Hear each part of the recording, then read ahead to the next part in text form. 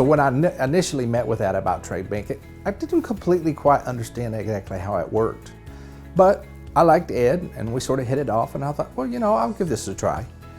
And immediately, within one day, he had brought me 3 new clients. So I thought that was pretty cool. I had this money in my Tradebank account, wasn't exactly what I was going to do with it. I know that there's some restaurants that I could use it at.